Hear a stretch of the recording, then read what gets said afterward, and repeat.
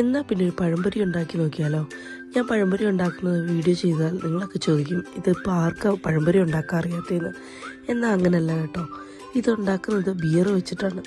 Beer വെച്ച് പഴംപൊരി ഉണ്ടാക്കുക എങ്ങനെയാണെന്ന് വെച്ച് കഴിഞ്ഞാൽ, നമ്മൾ നോർമലി പഴംപൊരി ഉണ്ടാക്കുന്ന പോലെ തന്നെ മൈദയും മഞ്ഞൾപ്പൊടിയും ഉപ്പും പഞ്ചസാരയും ഏലക്കാപ്പൊടിയും നമ്മുടെ ജീരകവും ഒക്കെ ഇട്ടിട്ട് ഈ ബാറ്റർ മിക്സ് ചെയ്യുന്നത് ബിയറിലാണെന്ന് വ്യത്യാസം മാത്രമേ ഉള്ളൂ. അത് നമ്മൾ സാധാരണഗതിയിൽ വെള്ളം ചേർക്കുന്നു, ഇവിടെ ബിയർ ചേർക്കുന്നു, അത്രമാത്രം. അപ്പോൾ ആ ബാറ്റർ നന്നായിട്ട് ബിയർ ഒഴിച്ച് മിക്സ് ചെയ്തെടുക്കുക. മിക്സ് ചെയ്ത് ബാറ്ററിൻ്റെ കൺസിസ്റ്റൻസിയൊക്കെ നിങ്ങൾ നോക്കിയാൽ മതി. അത് എല്ലാവർക്കും അറിയാവുന്നതാണല്ലോ.